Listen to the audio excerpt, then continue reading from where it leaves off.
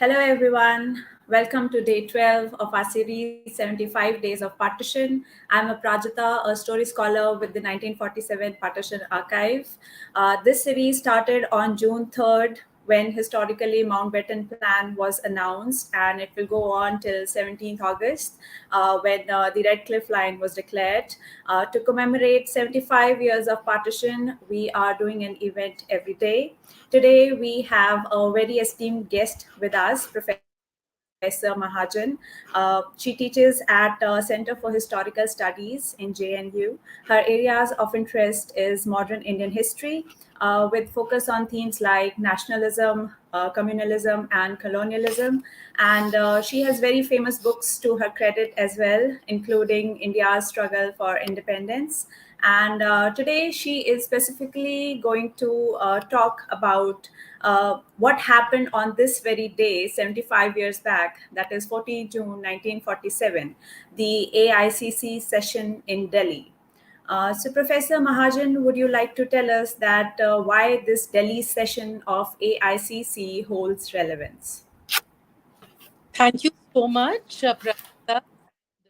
Thank you so much, 1947 Partition Archive, for inviting me to be a part of this very innovative series, 75 days countdown to partition.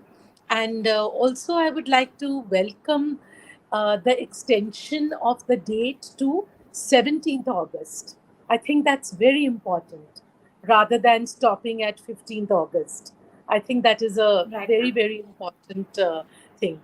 Now, I was asked to choose any date, and there are so many dates which are more important than 14th August in the countdown to partition. The reason I chose this date was, as you just said, that a very momentous session of the All India Congress Committee and the Congress Working Committee, these two sessions alongside were held on the 14th and extending to the 15th of June. Now, what was important about this session? The significance of this session was, first of all, that this was where the Congress as a party, as an organization, ratified the acceptance which Jawaharlal Nehru had made of the 3rd June plan when he had gone on the radio right after Mountbatten had declared the plan. And he had said, well, we don't want to partition the country, but there doesn't seem to be any help. And very unhappily, we are accepting this plan. But that was Nehru as the vice president of the executive council and the leader of the Congress party.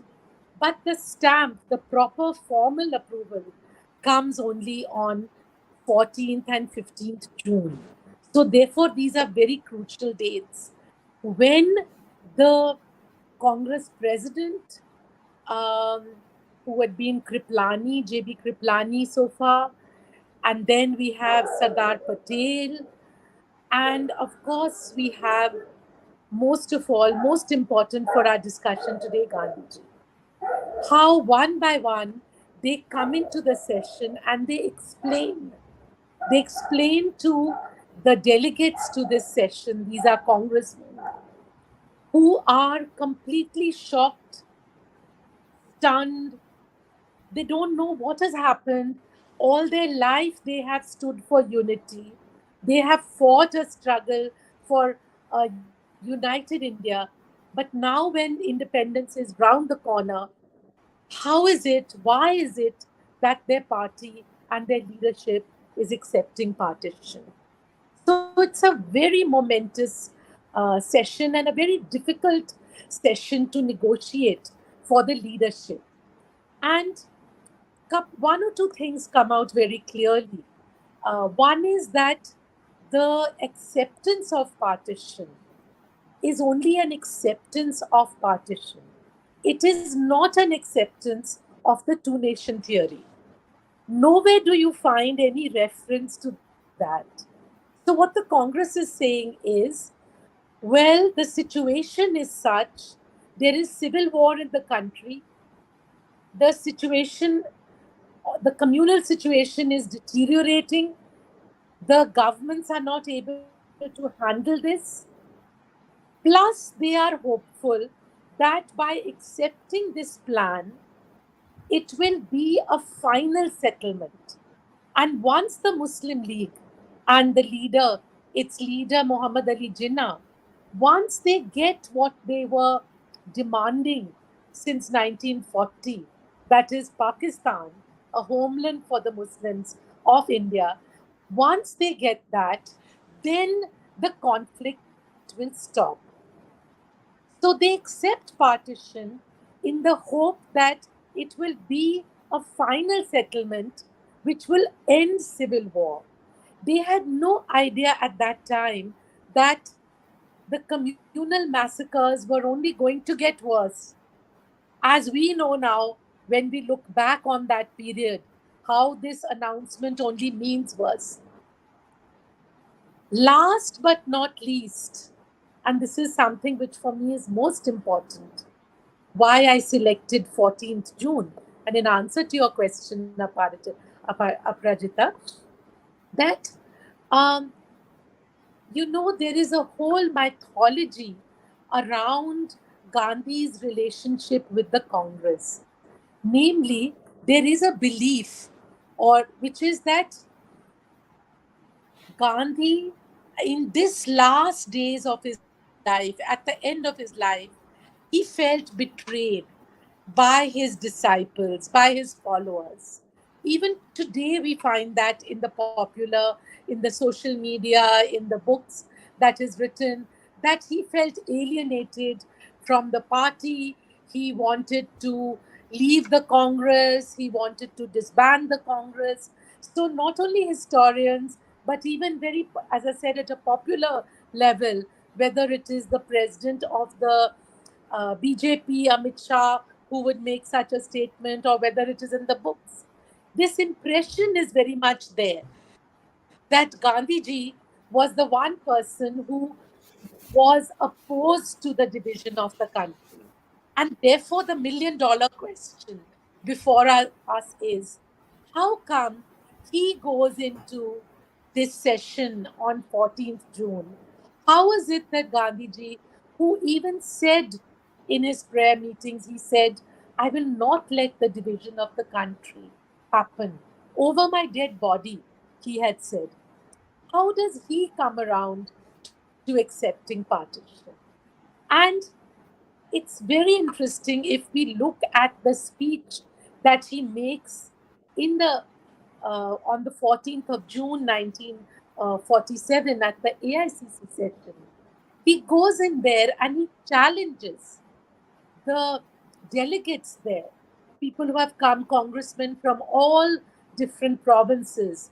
And he says, I know you are upset with your leaders. Why have they accepted partition?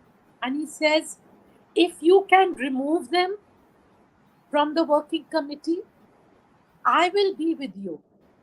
But he says, I don't believe they are in the wrong. And he says, a very interesting statement. He says, if I felt that we could all replace Nehru and Patel, I will be the first one to pick up the flag of revolt and I will march with you. But he says, I don't see this happening. So, what does he say to them? He says, you can reject them. You can throw out this Congress working committee. We are a democratic party. But what will you do? After that, can you replace Kriplani? Can you replace Jawaharlal? In fact, in the morning of when before he goes to the AICC session, Gandhiji is talking. He used to get up almost in the middle of the night, but for him it was early morning, around 3 o'clock, and say his prayers. And his grandniece Manu and Abha were his grandnieces who Yes. were with him. You Yes. know that he called them his walking sticks. And Yes. he says to Manu, he says, Jawaharlal is insisting that I should come for the meeting today. And he makes a very interesting statement about Jawaharlal. He says he is he renounces things so easily, like a snake can shake off or get rid of its slough. You know, the skin, we know the snake sheds its skin. He compares Jawaharlal. He says it is so easy, meaning it's so natural for Jawaharlal to give up any office or power that he has. He's not. And so this is what he's saying.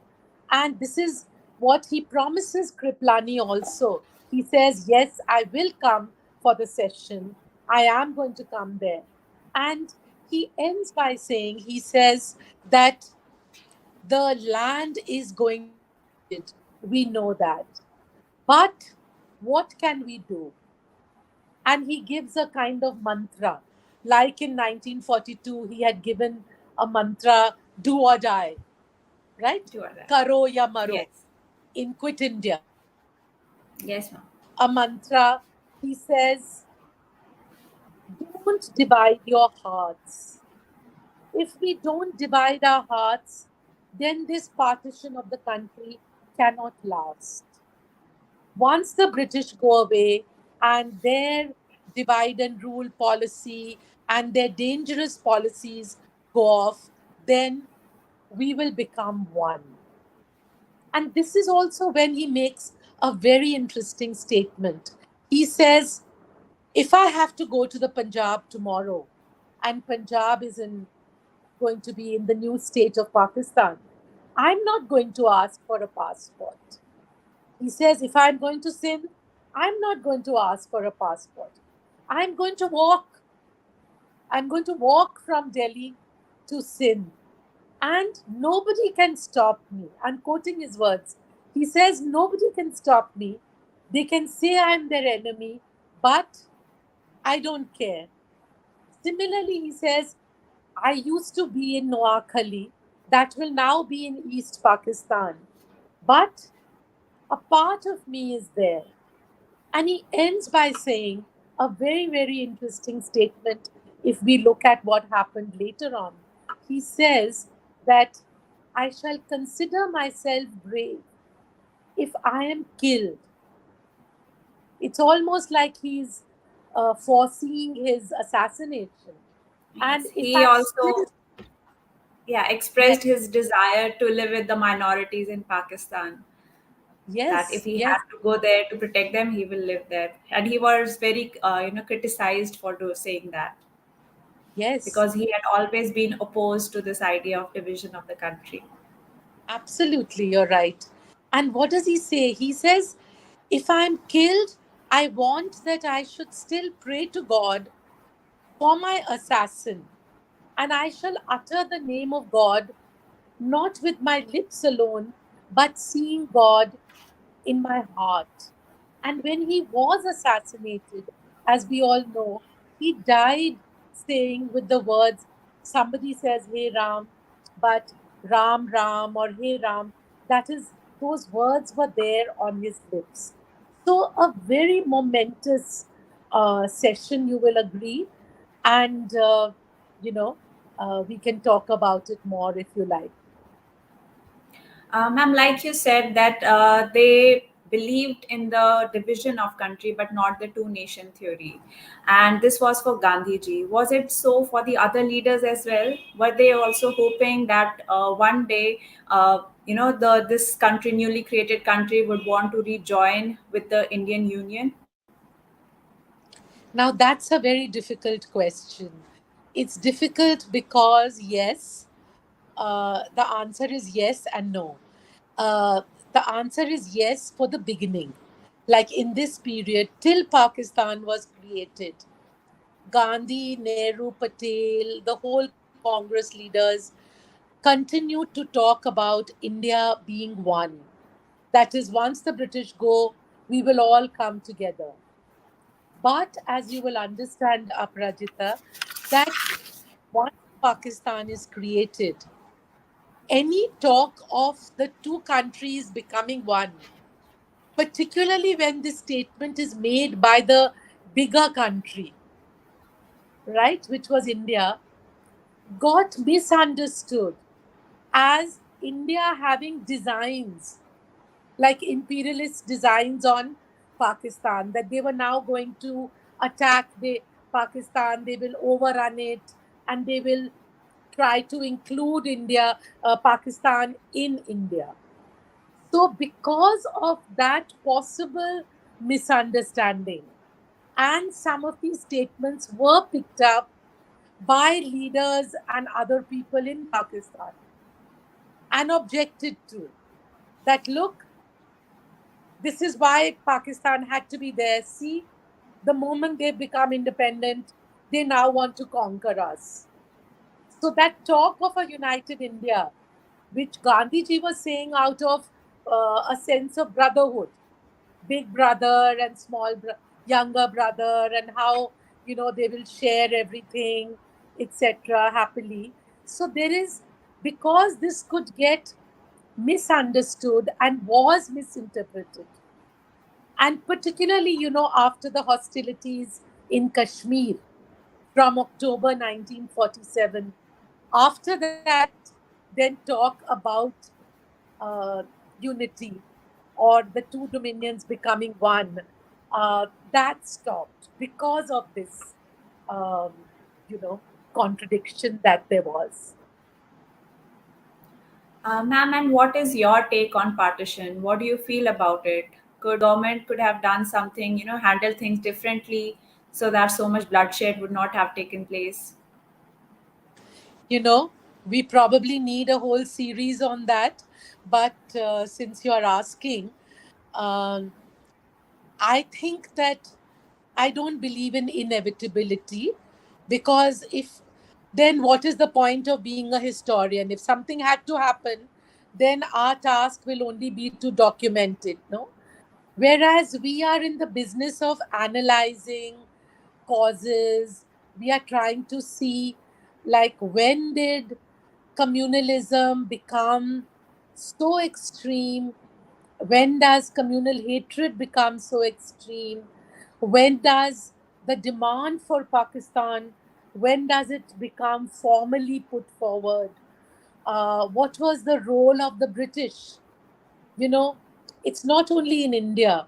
If you look at it, whether we look at Palestine or Ireland, the British, when they left these countries, when they, as colonial powers, they divided and left in order to keep these areas weakened, and they could continue to fish in the troubled waters. So, um, there is no doubt in my mind that partition was a very cruel decision, which was imposed on the people of the subcontinent of South Asia, and it has left a tremendous and very tragic impact, as we all know, on the lives of the people who were affected there. But not only that, it continues to have a very negative impact on the politics of our countries, whether it is, it affects. Why is it that we are not like Europe? Europe has been able to move beyond their past and be one. They have a union. But we have not been able, even SARC is not successful. So there is so much of uh, memory about the hostilities, which is kept alive by parties and groups which are fishing in these troubled waters. For 20 years, everything was all right after India's independence. There were no riots. We were busy in building a new India, what was called the Nehruvian dream. But then at some point, the communal riots again revived, etc. I really believe that at that point of time, in the summer of 1947, there was little that the Congress party, the leaders, even Gandhiji, there was little that they could do. Otherwise, Gandhiji was the kind of person who, in 1942, he had thrown a challenge to the Congress. Nobody wanted to have quit India, that is, the other leaders. Nehru felt that fascism was the greater enemy. So did others, Maulana Azad. But Gandhi felt the time was right for a struggle. And he gives a challenge. He says, well, I think it's time to have the Quit India movement. And he gives a call. And he's right. There is a very big response. But at this time, he says, people have become communalized. He talks about the Hindus, about the Sikhs. He says it's not only about Muslims. That's what I've written about in my books, that it is the communalization of the people which becomes very acute from about I would say, summer of 1946. I think the situation was open ended till 1946. I think if the cabinet mission plan, uh, if the government had not been so ambiguous about it, they actually had, gone with the Congress, but they didn't. But the responsibility for partition, to my mind, is clearly with the colonial state, with the departing imperial power. Number two, I think, with Muslim League. And of course, Hindu communalism also was there to play a role. We cannot forget the assassination of Mahatma Gandhi, you know. And but one very important thing that maybe I can end with, that the partition of the country, actually, since you are doing 75 days, maybe your next series can be uh, from some date, whichever you pick up, till 30th January 1948. Because that period is also very important. How the newly independent Indian state refuses to succumb to the pressure to become or function like a Hindu state. There's a lot of pressure on the Congress. And with one voice, whether it is Sardar Patel or Nehru, Gandhiji, of course, but they just say no. We are not going to be like Pakistan. We are going to, that's what I said. We accepted partition very sadly. We couldn't do anything, but we are not accepting the two-nation theory, and India is not going to be a Hindu state. So this, I think, was a very, very important aspect that we also underline. Yes, that's a very good suggestion, Professor, because the after effects of partition are as much a part of the discussion about partition. So, Of course. thank you for coming here today. For everyone who is watching, this is 75 Days of Partition from 3rd June to 17th August, every day except Sundays. Please join us daily at 8 p.m. Pakistan time, 8:30 p.m. Indian time, 9 p.m. Dhaka, and stay tuned for more. Thank you. Thank you, Aprajita. Thank you, everyone.